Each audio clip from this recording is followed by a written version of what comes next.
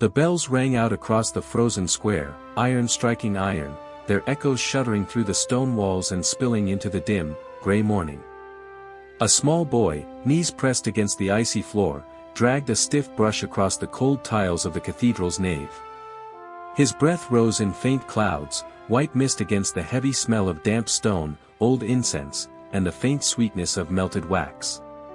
Each scrape of the brush seemed louder than it should have been, the sound bouncing off columns that reached like stone trees into the darkness above. He paused for a moment, hands raw and red, and stared at the distant flicker of candles high upon the altar. They shimmered like stars, untouchable, distant, belonging to another world. For him, they offered no warmth. In this year, 1250 after Christ, the cathedral was the heart of a city that had grown fat on faith and fear. Its walls soared higher than any nobleman's tower, its bells commanded the hours, and its priests whispered of salvation and damnation with voices that carried more weight than kings. For the townsfolk, stepping into the cathedral was like stepping into heaven's threshold, light, gold, music, the illusion of eternity. For the boy scrubbing its floors, it was simply labor. He had no choice. His family was gone, his name unremembered, his body owned by the church. The Middle Ages were built upon such contradictions, splendor balanced on the backs of the forgotten. Outside, peasants bent over fields from dawn to dusk, their lives measured in harvests and hunger. Inside, the cathedral glittered with chalices of silver, robes threaded with gold, and choirs that rose like angels above the prayers of the desperate. Faith promised heaven, but more often it chained the poor to silence. The boy understood none of this. He only knew the sting of frost on his skin, the sharp bark of the sacristan's orders, and the quiet envy he felt when he heard the voices of the choirboys echoing above. Their song floated like light, while he remained crouched in shadow. Sometimes, late at night, he would hum those same hymns to himself, softly, afraid of being heard. Even here, in a world ruled by priests and kings, he clung to small fragments of rebellion, a note carried under his breath, a stolen crumb of bread, a brief moment of imagining himself free. The cathedral was not unique. Across Europe, from France to the German principalities, from England to the edges of Hungary, such monuments rose as symbols of God's glory and humanity's obedience. They were triumphs of architecture, yes, but also prisons of the soul. Within their crypts lay the bones of saints and nobles, their stories wrapped in miracles and blood. And in their shadows worked hundreds of children like him, faceless, nameless, caught between the promise of salvation and the reality of servitude. Yet beyond the cathedral walls, the world was shifting in ways the boy could not yet imagine. To the east, whispers traveled faster than merchants' caravans, rumors of horsemen who rode like thunder, who swept across kingdoms in storms of fire and steel. The Mongols. A name that made even hardened knights blanch. Only a decade earlier, their armies had poured into Europe's plains, tearing through Hungary, shattering Poland, leaving cities in ruins and fields littered with the dead. They seemed unstoppable, a shadow from Asia that had swallowed everything from China to Persia, and now knocked at Europe's door. For the common folk, these invaders were more than armies, they were omens. Priests declared them the scourge of God, punishment for sins left unrepented. Some whispered that the Mongols were demons, children of Gog and Magog from the Book of Revelation, loosed upon the earth to herald the world's end. For peasants who had never traveled more than a few miles from their village, the thought of riders from the edge of the earth was as terrifying as hell itself. The boy in the cathedral likely heard fragments of these tales. Perhaps he saw pilgrims arrive, dusty and hollow-eyed, telling of cities burned and bells silenced, of priests cut down on their altars. To him, it was another reminder that the world beyond these walls was vast and merciless. And yet, even as the Mongols threatened from the east, the cathedral pressed on with its rituals, as though nothing could touch its sanctity. But sanctity was fragile. Behind the grandeur lay rot, priests who grew fat from indulgences, nobles who cloaked greed in the language of faith, and rulers who wielded God's name as a weapon sharper than any sword. For every choir that sang of heaven, there were dungeons that groaned with the cries of the condemned. Torture, justified by doctrine, was a theater of cruelty. Heretics were broken on wheels, witches drowned or burned, thieves mutilated, all in the name of order, salvation, purification. And still the masses came. They knelt, they prayed, they confessed, because what else was there? A peasant's life was short and brutal, death only ever a winter away. To refuse the church was to risk both body and soul. Faith was the only currency they had, and the church knew it. Our boy, nameless in the chronicles of history, became one of the countless invisible lives that made up the backbone of this age. His story may never be told in the parchment records of kings or the chronicles of abbots, but in him lies the truth of the Middle Ages, a time where beauty and horror walked hand in hand, where light was bought with suffering, and where the greatest cathedrals stood atop foundations of blood and bone. Centuries later, when the Renaissance dawned, thinkers and artists would look back upon this era with disdain. They would call it the Dark Ages, a time of ignorance, superstition, and cruelty. But that judgment, while partly true, misses the pulse of human lives beating beneath the shadows. The boy scrubbing the cathedral floor was not ignorant, he was surviving. The peasants bent double in the fields were not superstitious, they were clinging to the only framework that made sense of their suffering. The cruelty was real, but so too was resilience. And resilience, though fragile, had a way of shaping the future. Somewhere in Florence, a century and a half later, another boy would sit sketching machines of flight in the margins of a notebook. Somewhere in Germany, a monk would nail his doubts to a church door. Somewhere in Paris, philosophers would whisper of reason and freedom. But for now, in the frozen year of 1250, in a cathedral lit by candles and ruled by shadows, a nameless boy pressed his aching hands against the floor and whispered a hymn to himself, a hymn no one else would hear. That hymn, faint and fragile, was the sound of history waiting to change. The hymn whispered by the boy faded into silence, swallowed by the stone walls that seemed older than memory itself. Outside those walls, the world was trembling. Rumors rode faster than trade caravans, carried by merchants, pilgrims, and soldiers limping home from distant fields. They spoke of horsemen from the horizon, a tide of riders who appeared like thunderclouds and vanished like smoke, leaving nothing but ash behind. The Mongols. The very name was a shiver. To those who had never seen them, they were less a people than a storm, faceless, merciless, unstoppable. They had risen far to the east, in the endless grasslands where sky and earth met in an ocean of wind. From there, they had poured outward, devouring kingdoms with a speed Europe had never known. China had fallen beneath them, Persia broken, cities burned to embers where once 1,000 markets had thrived. And then, in the year of 1241, they came crashing into Europe. Hungary, proud in its plains, was struck like a lamb beneath a wolf's jaws. Villages were erased overnight. Cities fell in days. At Mohi, the Hungarian army was crushed so completely that rivers ran choked with the bodies of the dead. Knights clad in steel were swept aside by arrows that fell like rain.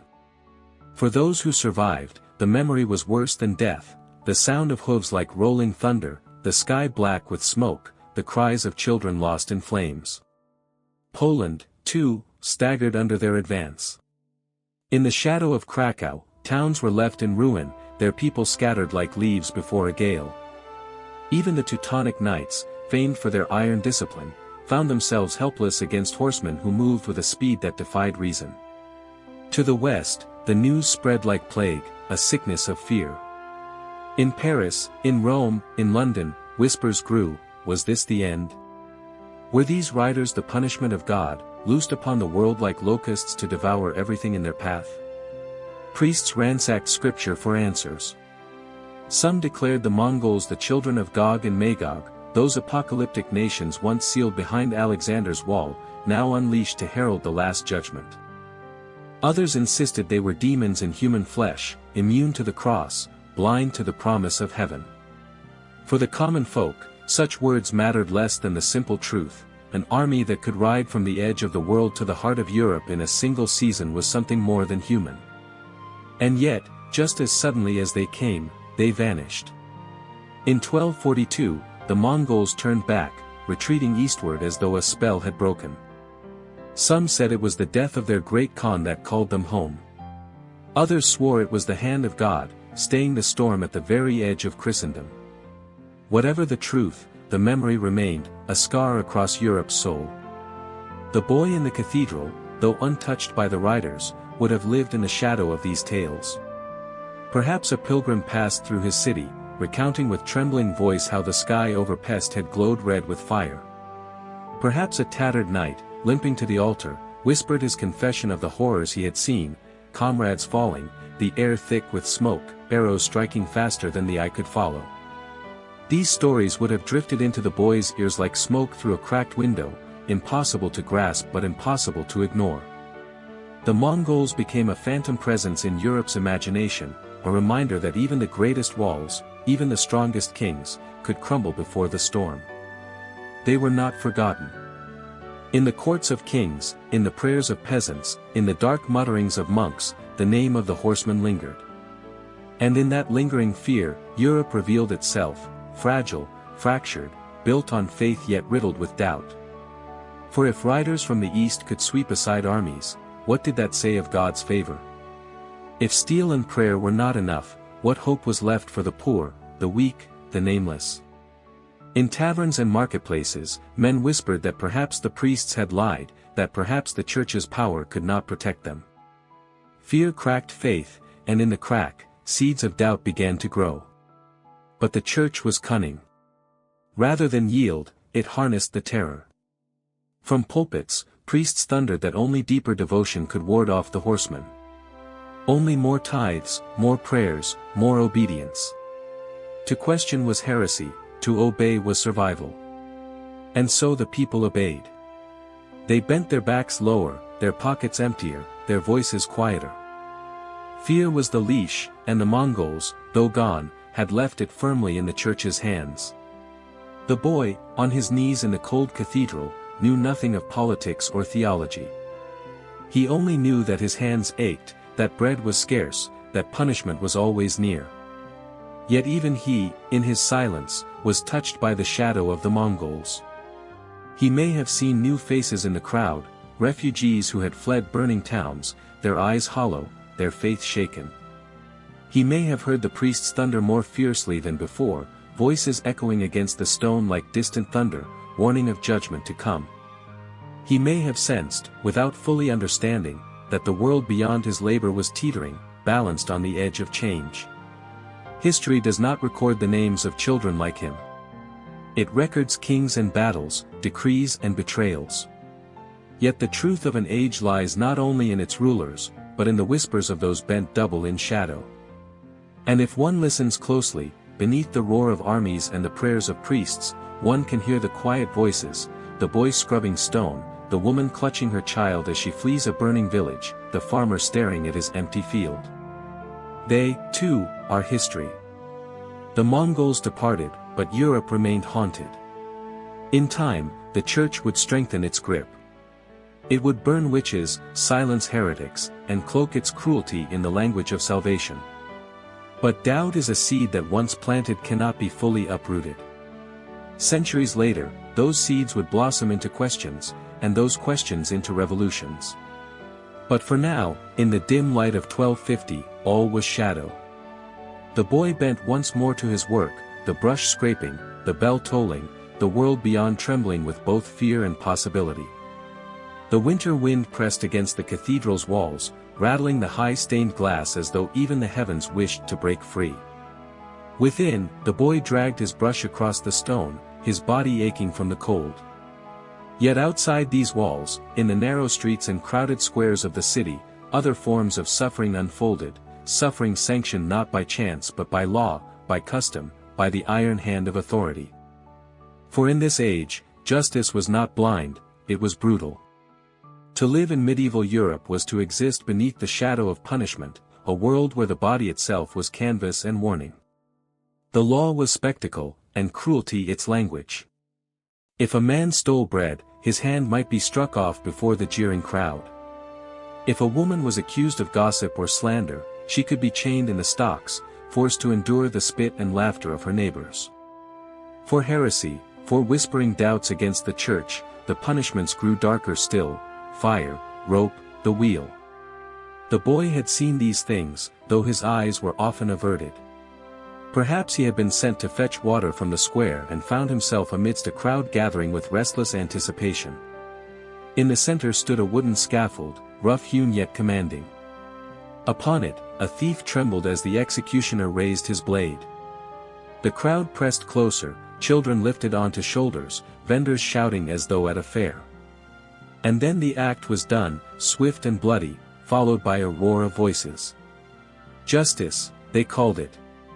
A lesson to all. For the rulers of this time, cruelty was necessity. Fear kept order where reason could not. Most peasants could not read, could not write, could not appeal to parchment or law. They understood only what they saw, the spectacle of pain, the promise that disobedience would be repaid in flesh. And so fear sank deep into the marrow of daily life, as natural as hunger, as constant as the tolling of the bell. But punishment was not always swift. Sometimes it was drawn out, transformed into ritual. The inquisitors, servants of the church, believed that truth could be coaxed from silence by flame or iron. In cold chambers below monasteries, accused heretics were bound, their cries echoing against stone walls as questions were repeated again and again. Was it true you doubted the host? Did you deny the Virgin's purity? Did you consort with the devil? Each denial brought fresh pain until the line between truth and survival blurred to nothing. Confession, whether born of belief or agony, was the coin of redemption. And yet, outside the chambers of torment, the city went on. Merchants haggled in the marketplace, children played with sticks in the mud, bakers rose before dawn to knead their loaves. Life, in all its resilience, persisted even as the shadow of cruelty stretched long. For most, survival was a balance, obedience enough to avoid suspicion, cunning enough to endure, faith enough to silence doubt. The boy in the cathedral, though shielded from the marketplace by his servitude, was not immune to this atmosphere. He knew that silence was safety, that the wrong word overheard by the wrong ear could mean ruin. He had learned to keep his eyes lowered, his lips sealed, his thoughts hidden even from himself. And yet, deep within, he must have wondered, why must God's house be built on fear? Why must salvation taste of ash? Such questions were dangerous, but they were not unique. Across Europe, doubt stirred in the minds of men and women who lived too long beneath the lash of faith. Some hid their questions in whispered conversation, behind closed doors. Others paid dearly for voicing them aloud. The heretics of Languedoc, the Cathars, had been hunted nearly to extinction. Entire villages burned for the sin of believing differently. Still, their memory lingered, a reminder that truth was not so easily extinguished. Cruelty, though common, was never total. In the cracks of darkness, small mercies bloomed. A mother who shared her crust with a starving child, a farmer who left grain at a neighbor's door, a boy who hummed a forbidden hymn when no one could hear. These were rebellions of the quiet kind, sparks that flickered though never fully caught flame. But history is not merciful. The cycle of fear and punishment turned on. The wheel of time ground down countless lives, leaving only faint traces behind. And always, above it all, the cathedral bells tolled, calling the faithful to prayer, reminding them that their suffering had purpose, that their obedience would be rewarded in heaven if not on earth. And yet, how heavy that heaven must have seemed, suspended above a world soaked in misery. For the boy, on his knees in the cold, heaven was no more real than the warmth of the sun he rarely felt on his skin. He had been told that obedience was his path, that silence was his shield, that his toil was holy. But what holiness lay in raw hands and empty stomachs? What sanctity in fear?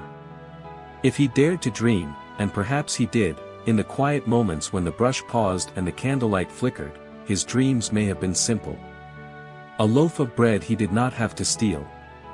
A bed warmer than stone. A life not spent bowed beneath another's will. These were not the dreams of saints or kings, but they were human dreams, and therefore sacred in their own way.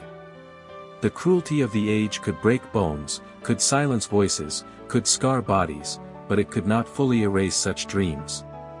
And therein lay the hidden strength of the forgotten, not in rebellion raised openly, but in endurance, in the stubborn refusal to let hope die completely. History remembers the pyres, the chains, the swords. It forgets the quiet resistance of survival.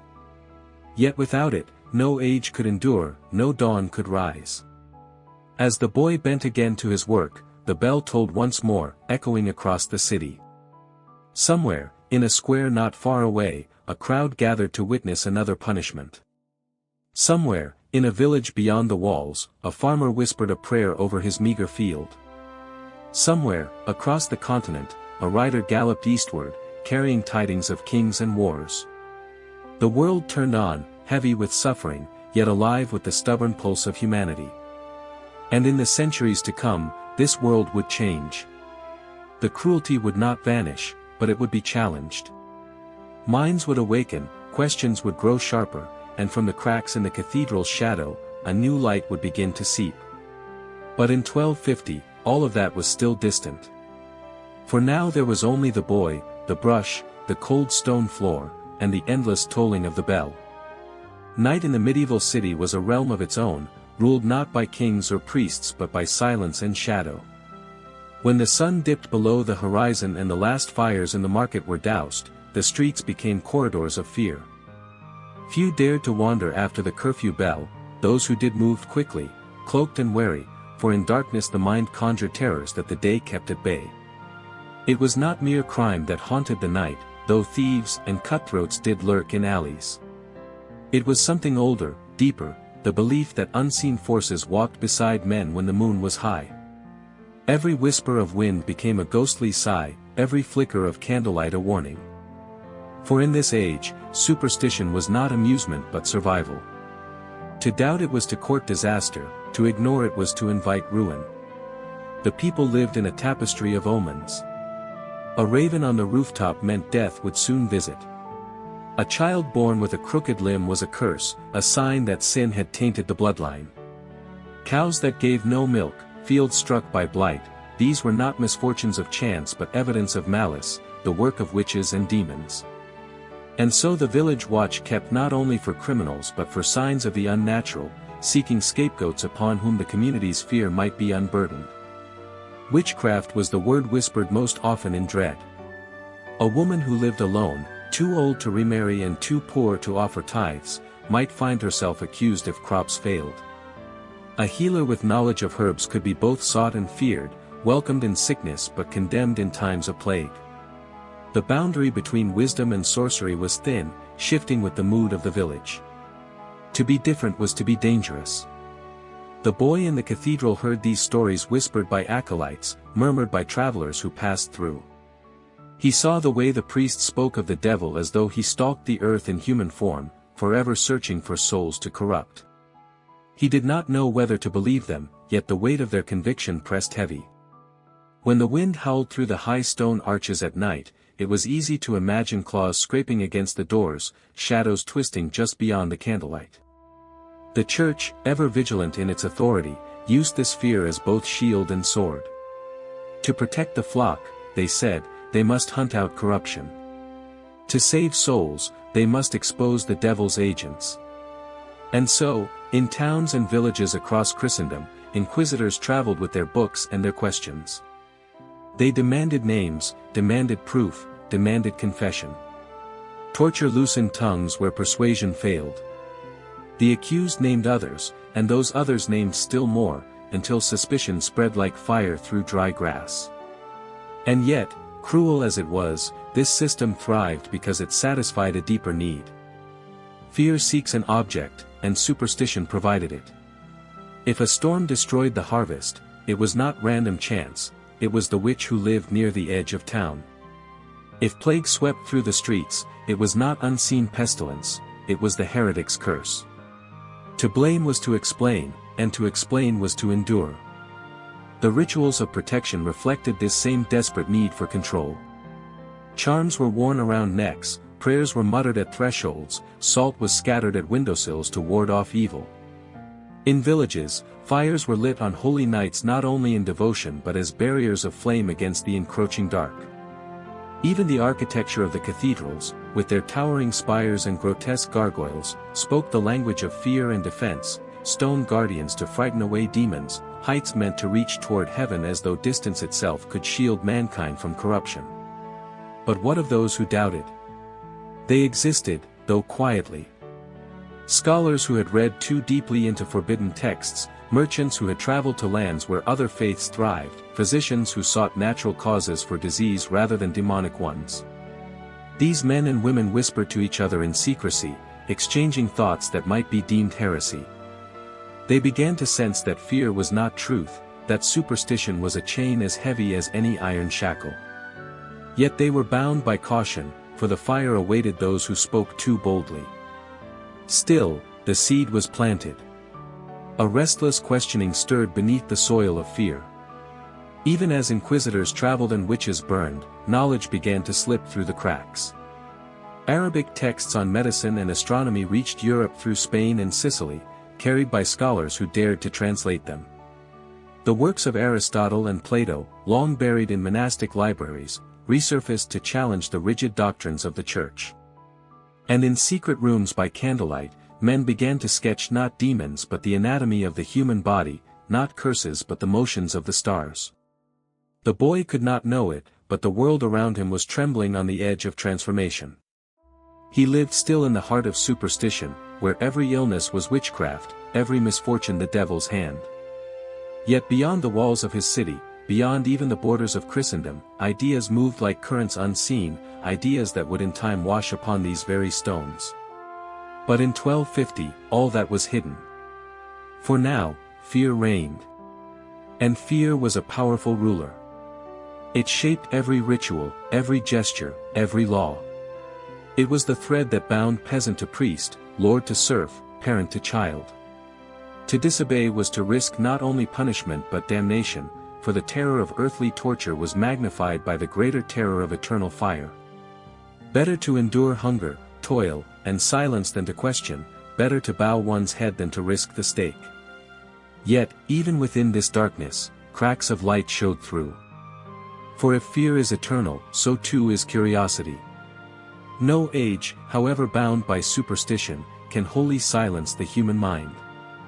And though the boy scrubbed the cathedral floor, though he listened to sermons heavy with warnings of hell, somewhere deep within him, just as within countless others, questions smoldered like embers. What if the world was not as they said? What if the stars above held secrets greater than the threats below? What if truth, hidden and dangerous, was worth the risk? Those questions, unspoken, would in time ignite revolutions of thought.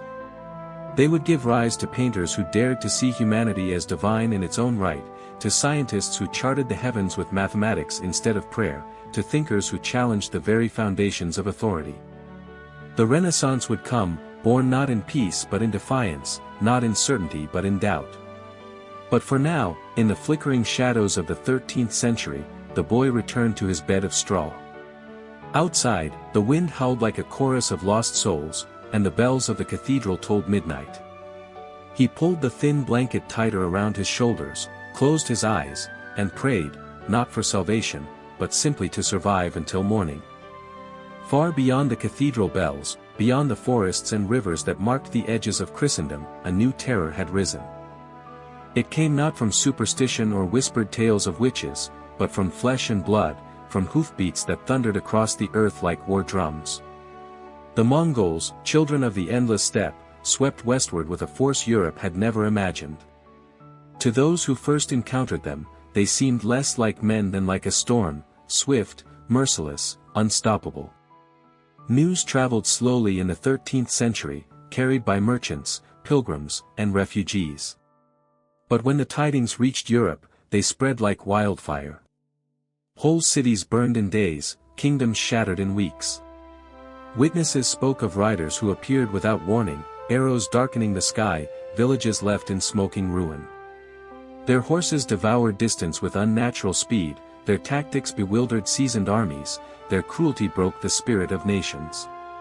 To peasants and kings alike, the Mongols were not conquerors but a scourge sent by God, or perhaps by the devil himself. Whispers told of rivers clogged with corpses, of towers built from severed heads, of children skewered on spears. Whether all of it was true mattered little, fear magnified rumor until the Mongols became monsters in the European imagination. Chroniclers described them with trembling pens, faces broad and strange, eyes narrow and glinting, voices harsh as thunder. They were said to drink the blood of their horses, to feast upon human flesh, to worship dark spirits beneath the open sky. Few in Europe had ever seen them, but everyone knew their name: Tatars, Huns reborn, riders of the apocalypse. In the year 1241, the storm touched Europe's heart. At Legnica in Poland, and at Mohi in Hungary, Mongol armies crushed Christian knights with terrifying ease.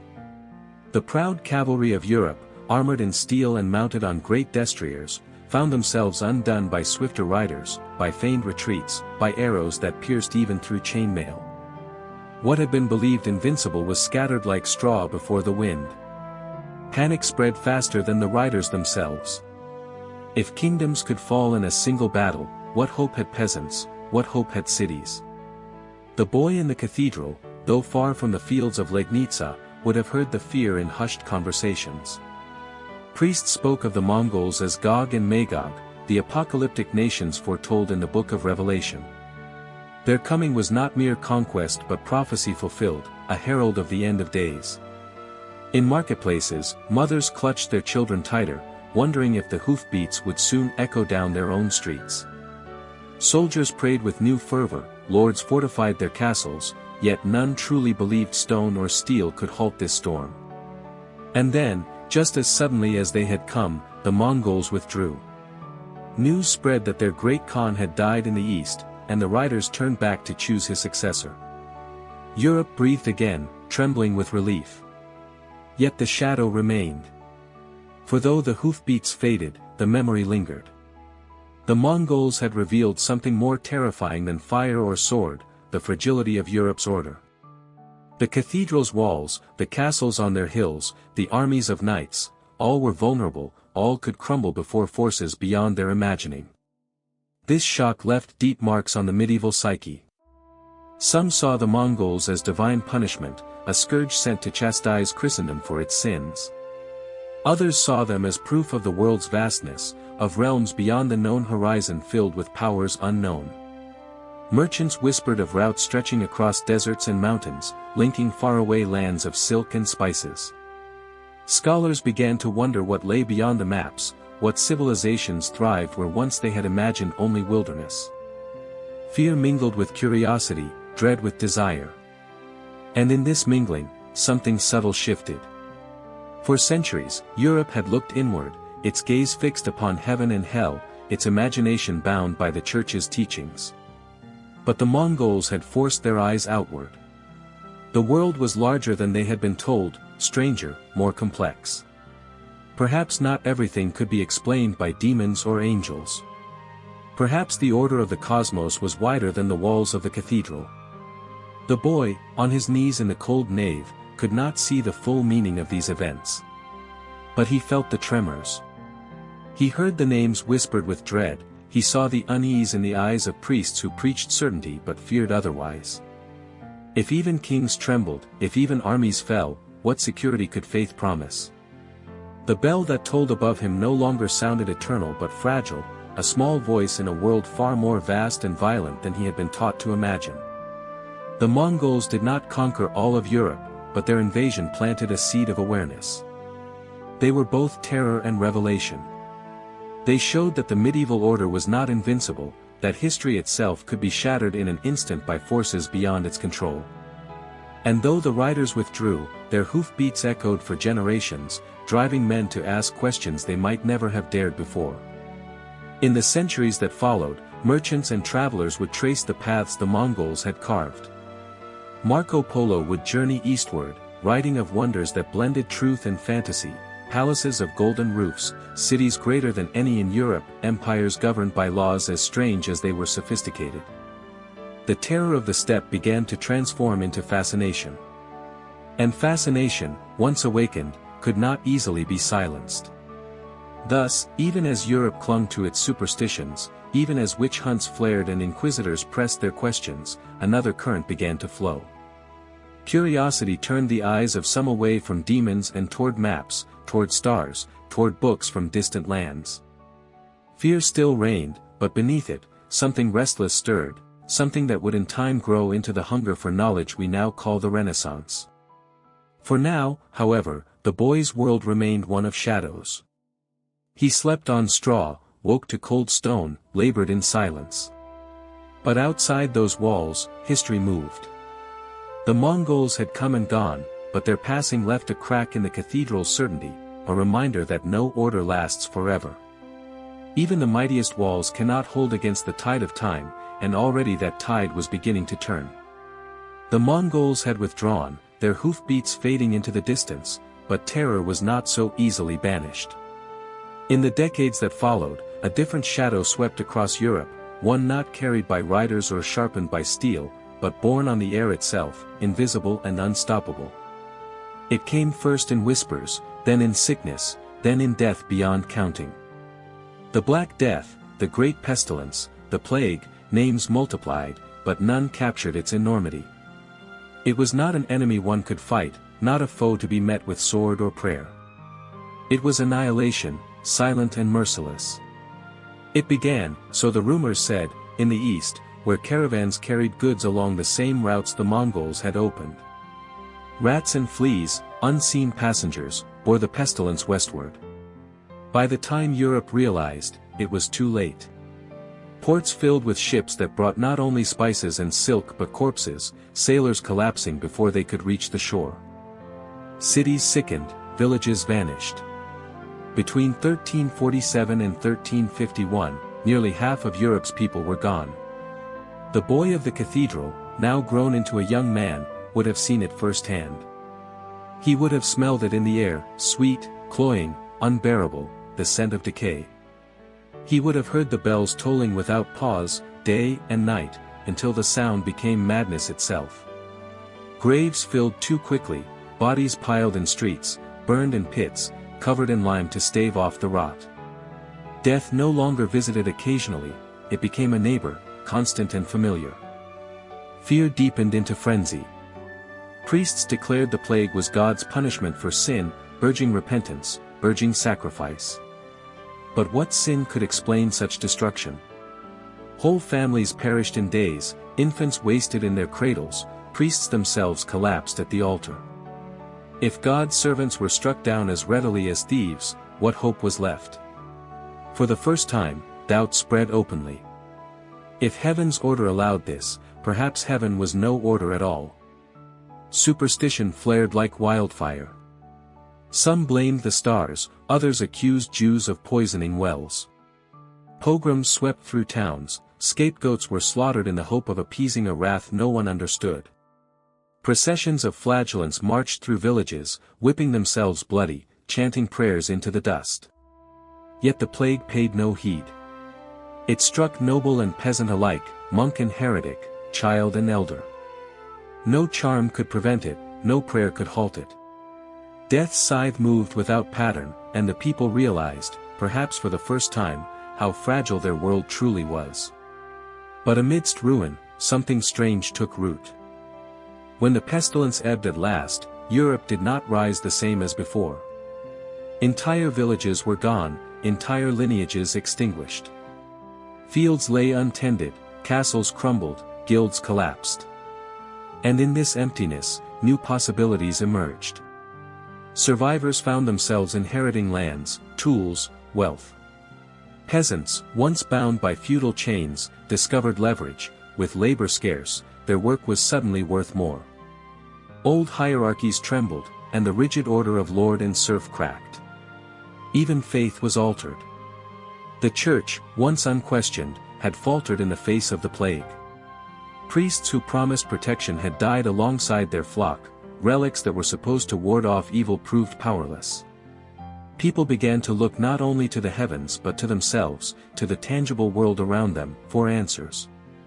Physicians searched the body, philosophers searched the mind. The very foundations of medieval certainty had been shaken. The young man who had once scrubbed the cathedral floor might now have walked through streets where artists painted visions not just of saints and angels but of human sorrow, human beauty, human desire. He might have heard whispers of scholars studying ancient texts, not to condemn them but to learn from them. He might have seen merchants return from distant lands, bringing not just goods but ideas, strange instruments, curious maps, words of lands beyond imagining. For death, paradoxically, had cleared the ground for rebirth. From the ashes of the plague, the Renaissance began to stir. Not suddenly, not everywhere at once, but like dawn seeping over a dark horizon. Men and women, weary of shadows, began to turn their eyes to light, not the light of heaven alone, but the light of reason, of art, of discovery. Yet the memory of plague never vanished. It lingered in every painted skull, every grim dance of skeletons across frescoed walls, every prayer muttered at dusk. It was both wound and teacher. It reminded the living of their mortality, of the fragility of flesh, of the need to seize what beauty they could before the bell tolled for them as well. And so art grew richer, deeper, infused with both sorrow and splendor. The Renaissance did not reject death, it embraced it as part of life, and in doing so, transformed despair into creation. The cathedral bells still rang, but now their sound was not unquestioned command. They rang into a world less certain, less obedient, but more awake. The boy who had once listened in silence was now part of a generation that carried both the scars of plague and the seeds of renewal. His prayers might have changed, perhaps less for salvation in heaven, more for meaning on earth. And that shift, quiet and gradual, was the beginning of an age unlike any before. The year crept toward its close, and with it the whispered rumors of pestilence grew louder, more insistent, like a drumbeat echoing beneath the din of daily life. Some dismissed the sickness as an affliction confined to distant ports, a scourge for the unlucky or the ungodly. Yet beneath such denial lurked a mounting fear, the kind that slips beneath doors and settles in the bones. Merchants returning from the east spoke of carts piled high with bodies, of villages where no dogs barked and no children played. The listeners would cross themselves, glance at the sky, and then hurry away, as if distance itself could keep contagion at bay. But no wall of silence, no ritual of denial, could halt the slow approach of death. In Florence, the air was heavy with the perfume of ambition. Marble dust clung to the hems of artists, gold leaf shimmered in the manuscripts of scholars, and voices filled the air with debate over God, reason, and the promise of new knowledge. Yet even in this cradle of brilliance, unease spread like a shadow. The first sickened beggar collapsed in a marketplace, his body covered in angry swellings, and within days a dozen more followed. The plague moved invisibly, quicker than prayer, quicker than remedy. Physicians, armed with long-nosed masks stuffed with herbs, passed through the streets like phantoms, their movements stirring equal parts hope and dread. For every family they visited, another house sealed its doors with wood and wax, hoping to keep the breath of the dying from seeping in. Across Europe, monasteries fell silent. Monks who once sang the divine hours now lay silent upon straw mats, their psalms cut short by fever.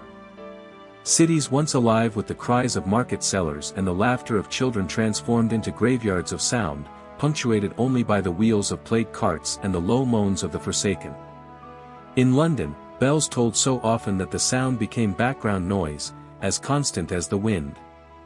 In Paris, the Seine carried not only the smell of fish and silt but also the stench of death, drifting over bridges where lovers once met at twilight.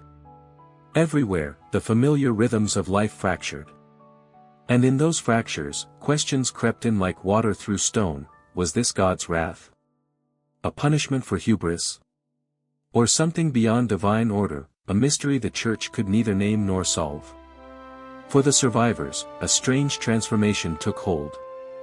With each burial, the certainty of heaven felt more fragile, the authority of priests more hollow. When the bishops' processions failed to halt the plague, when relics and prayers could not stay the hand of death, people turned to other voices. A young artist might sketch in the margins of his journal not just saints and angels but the raw faces of neighbors carried away by the pestilence. A physician might record symptoms with detached precision, not for scripture but for knowledge. Slowly, imperceptibly, the very idea of truth began to shift, from the authority of sacred texts to the evidence of one's own eyes. In this world soaked with grief, the Renaissance stirred, fragile and defiant, like a candle flame trembling in a draught. Wealthy patrons who had seen half their kin lowered into the ground sought immortality through commissions, demanding frescoes and sculptures that would outlast flesh. Painters responded not with the stiff icons of old but with bodies that breathed, eyes that gazed, hands that trembled with life. To depict the divine, they first had to master the human. And so, anatomy was studied in secret rooms, parchment covered in sketches of sinew and bone. In dusty workshops, apprentices mixed pigments while listening to masters speak not just of scripture, but of geometry, proportion, and perspective. The shadow of death, far from extinguishing the flame of curiosity, seemed to feed it. If life could end in an instant, then every moment gained value, every question became urgent. Scholars sought not only to interpret God's creation but to understand its mechanics. Stars were charted with greater precision, lenses ground to bring distant worlds closer. The whispers of antiquity, long hidden in forgotten manuscripts, were brought into the light, read hungrily by eyes desperate for meaning beyond plague and penance. Yet for all its brilliance, this rebirth was haunted. The Black Death had left scars that no fresco could fully mask. The memory of streets choked with corpses lingered behind every golden dome, every radiant Madonna painted on plaster. Beneath the celebration of beauty, there remained a silence, a recognition that the veil between life and death was thin, fragile, and easily torn. Even as artists carved perfect marble forms and thinkers sketched the architecture of the cosmos, the bells of plague time seemed to echo faintly in the distance, a reminder that every dawn could also be a dirge. This duality, death feeding beauty, despair giving rise to discovery, was the paradox at the heart of the Renaissance. To the peasant in the field, it meant little more than survival, scratching a living from earth that had buried his family. But to the poet, the painter, the scholar, it became a call to defiance, to seize life, to understand it, to render it eternal in word, image, or stone. In this way, the plague, which had sought to silence humanity, became the unintentional midwife of its rebirth. And so, in the years that followed, Europe began to shed its old skin, but always with the memory of darkness clinging close. The laughter in a Florentine courtyard, the chisel striking marble in a Roman workshop, the scholar bent over a Greek text in a dim library, all carried with them a tension, a whispered acknowledgement of the abyss that had nearly swallowed them whole. The Renaissance was not a clean break from the past, it was a bloom rooted in soil rich with decay, watered by the tears of the countless dead. Its brilliance could not be separated from its shadow, nor its triumphs from its ghosts.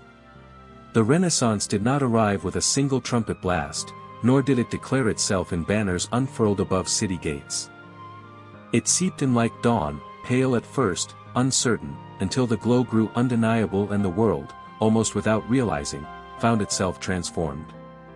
In Florence, in Venice, in Rome, the hum of chisels and brushes filled the air, the scratch of quills across parchment, the murmur of debate in candlelit chambers. What had once been confined to cloisters and scriptoria now spilled into plazas and palaces. The hunger for knowledge that had lain dormant beneath centuries of obedience awakened, restless and insatiable. At the heart of this rebirth stood the artists, visionaries who refused to accept flatness, who sought to breathe life into pigment and stone. In the dim workshops of Florence, Leonardo da Vinci bent over his sketches, his mind racing faster than his hand could move. He dissected cadavers by night, not to desecrate but to understand, mapping sinew and bone with the same reverence others reserved for scripture. His notebooks became forests of ideas, flying machines with wings like birds, machines of war, designs for bridges, canals, and devices no one else dared imagine. Yet his genius was not only in invention but in seeing the world itself as worthy of study. The curve of a smile, the fall of light on skin, the mechanics of a bird's flight, all became revelations. Michelangelo, meanwhile, wrestled marble as if it were a living thing. To him, each block of stone contained within it a figure already alive, waiting to be freed by his hands.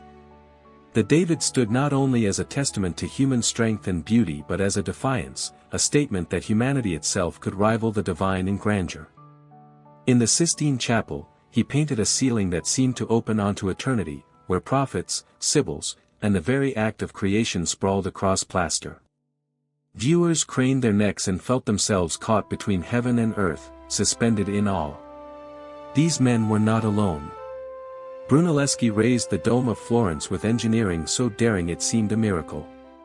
Botticelli gave birth to Venus on the canvas, a goddess rising from the sea in a world suddenly unafraid to marry myth with beauty.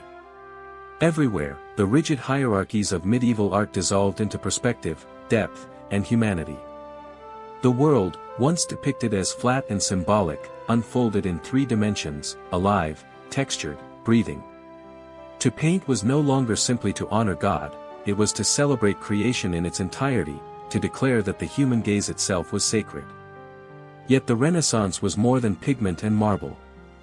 In the hushed halls of libraries, scholars pored over rediscovered manuscripts of Greece and Rome. The words of Plato, Aristotle, and Cicero, long muffled by dust and suspicion, were copied, debated, and reimagined. Humanism emerged, a philosophy that placed man not as a worm groveling beneath heaven, but as a being of dignity, reason, and potential. To read the ancients was not to abandon God, but to seek him in new ways, to believe that divine truth could be found in the patterns of the cosmos, the harmony of music, the order of mathematics. This intellectual ferment spilled into the sciences. Copernicus, staring at the night sky, dared to suggest that the Earth was not the center but a wanderer, one planet among many circling the sun. It was an idea so radical it threatened to unseat centuries of doctrine, and yet it lodged itself in the minds of those unwilling to ignore the evidence of their own observations. Galileo, peering through his telescope, confirmed worlds invisible to the naked eye, moons orbiting Jupiter, mountains upon the moon, stars beyond counting. His discoveries were not only revelations of space but proclamations of a new authority, the authority of observation, of evidence, of the human mind seeking truth without permission. This was a dangerous freedom. To claim that the heavens did not align with Scripture was to invite censure, trial, even exile. Yet the thirst for discovery proved stronger than fear. Anatomists drew the human body with a precision that shocked the pious, mathematicians mapped the geometry of nature, explorers crossed seas once thought impassable, returning with new worlds, new peoples, new wonders and terrors. The map of existence itself expanded, and with it the horizons of thought. But for all its radiance, the Renaissance bore its contradictions. It was a time of soaring art and brutal politics, of sublime genius and ruthless ambition.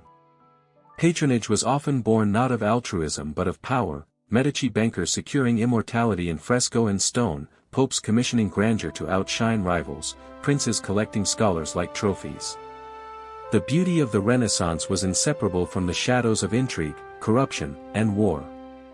Florence's golden glow was built upon conspiracies and blood feuds, Venice's splendor upon trade that was not always free of chains. And yet, despite this, the spirit of the age was undeniable. A sense spread that humanity was no longer condemned to merely endure the world but could shape it, understand it, even transcend its limits. The cosmos was no longer a closed box, it was an unfolding mystery. The human body was no longer a vessel of sin but a marvel of design. Language, once bound in Latin, broke free into vernacular tongues, so that Dante, Petrarch, and later Shakespeare could speak directly to the hearts of their people. In this convergence of art, science, and philosophy, Europe stood on a precipice.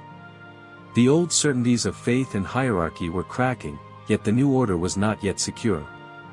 It was a time of wonder, yes, but also of tension, for every revelation carried within it the seed of conflict. The Renaissance was not a final arrival but a bridge, and beneath that bridge roared the waters of doubt, authority, and rebellion. And still, the chisels struck stone, the quills scratched parchment, the telescopes turned skyward. Humanity, once bowed beneath centuries of fear, was standing straighter, daring to look beyond the horizon. The Renaissance had declared, in brushstroke and equation alike, that the world was vast, beautiful, and waiting to be known. Underneath the luminous bloom of the Renaissance, shadows lengthened. For every fresco that exalted human beauty, there was a sermon that thundered against pride. For every telescope turned skyward, there was a tribunal warning of heresy. The Church, long the unchallenged keeper of truth, felt its foundations tremble beneath the weight of inquiry, and what had once been whispered doubts began to roar as defiance. The very energy that propelled humanity forward now threatened to tear apart the order that had bound Europe together for centuries. Galileo's telescope, simple glass and brass in its form, became an instrument of revolution. When he looked to the skies and declared that moons circled Jupiter, that the heavens were not immutable spheres but worlds in motion, he did more than describe nature, he challenged authority itself. Scripture, long interpreted as a cosmic map, seemed suddenly uncertain. If the earth was not the center, then neither was man, nor the institutions that claimed to speak for him. Galileo published his findings with passion, his words ringing like hammer blows, and though he dedicated them to princes and popes, their implications escaped all control. Ordinary minds now glimpsed that the universe was wider than dogma, that truth might reside in the evidence of the eye and the reasoning of the mind. The Inquisition could not ignore such fire. In cold chambers lined with stone, Galileo faced men whose robes concealed their fear behind authority. They accused him not merely of error but of blasphemy, as though his observations were not matters of science but assaults upon heaven itself. He recanted under threat, muttering the words they demanded, but legend tells us that as he rose, he whispered, "And yet it moves." True or not, the phrase embodied the spirit of the age, a defiance too deep to be silenced, a truth too stubborn to be buried. Yet Galileo was only one voice in a chorus of conflict. Giordano Bruno, burned for daring to suggest that stars were suns with worlds of their own. William Tyndale, executed for translating scripture into the tongue of common men. Martin Luther, hammering his theses upon a church door, igniting a storm that split Christendom itself. These figures, scattered across decades, were bound by a single thread, the belief that authority could no longer dictate truth unchallenged. Their courage was not always met with triumph, many paid in fire, exile, or silence. But each act chipped away at the monolith of certainty, widening the cracks through which new light poured. For ordinary people, the conflict was both terrifying and liberating. To question was to risk the soul, yet to remain silent was to deny the evidence of one's senses. Villagers gathered in taverns whispering of reformers and rebels, printers risked punishment to scatter forbidden pamphlets like sparks across Europe. The written word, once chained to monasteries, became unbound, its reach multiplied by the press. Ideas traveled faster than edicts, swifter than armies. What began as murmurs in university halls became arguments in marketplaces, then protests in city squares. The authority of kings and bishops alike grew fragile, as men and women dared to imagine a life lived by reason and conscience rather than decree. But conflict was not confined to words. Wars erupted, stained with both faith and ambition. The 30 Years' War raged across Europe, its fields littered with the dead, its towns reduced to ash. In its smoke, one could see both the glory and the curse of this new age, a humanity awakened to possibility, yet still shackled by bloodlust and division. The same printing press that spread philosophy also spread propaganda, the same spirit of inquiry that built telescopes also forged cannons. Progress and destruction marched side by side, inseparable companions. In art, too, the tension manifested. Caravaggio painted saints not as distant icons but as men with dirt beneath their fingernails, their holiness raw and human. His chiaroscuro was not merely a play of light and dark but a meditation on the fragile border between grace and sin. To some, his work was blasphemy, to others, it was revelation. The Renaissance could not return to innocence, its beauty was now inseparable from its struggle, its art from its argument. Everywhere, the question lingered, could faith and reason coexist, or were they destined to devour one another?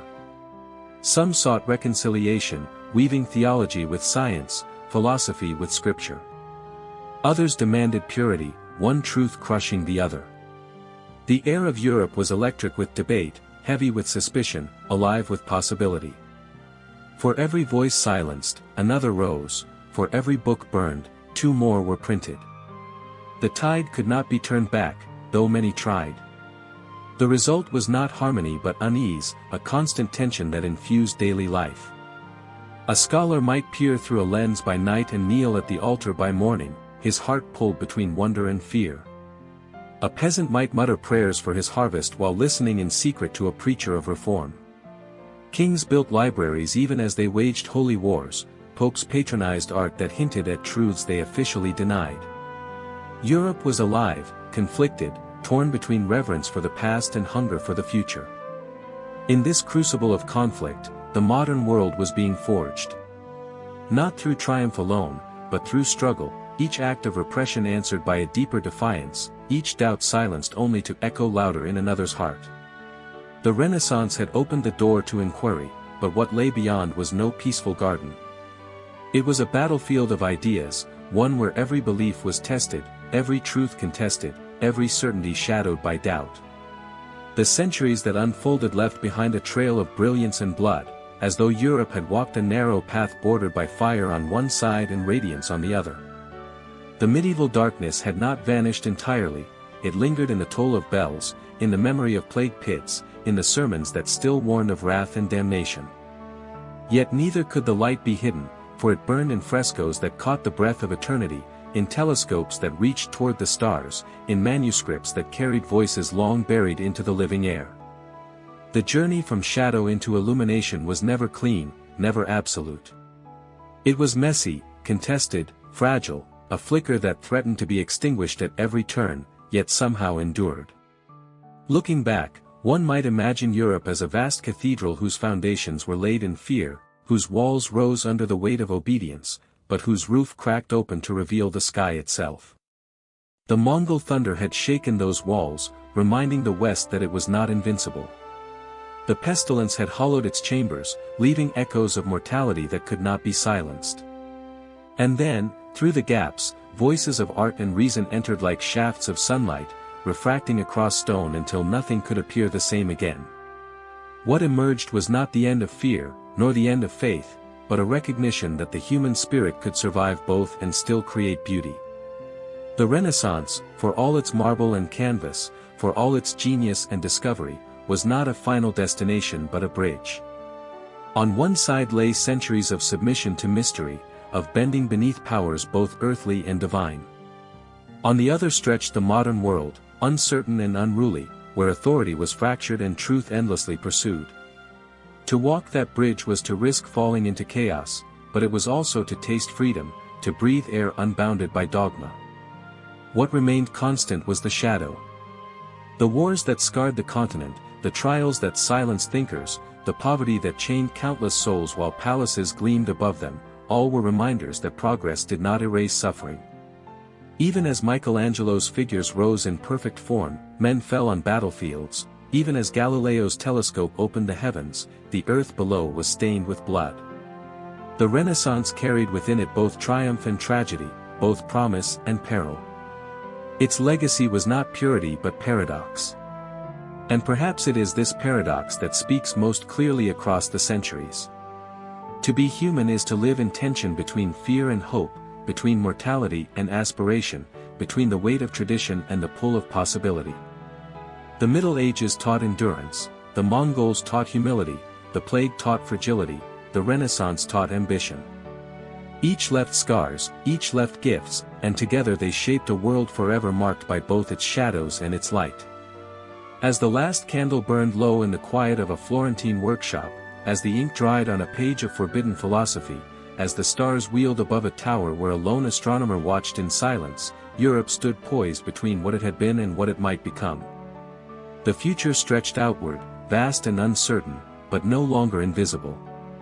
For the first time in centuries, humanity dared to imagine itself not as a prisoner of fate but as an architect of destiny.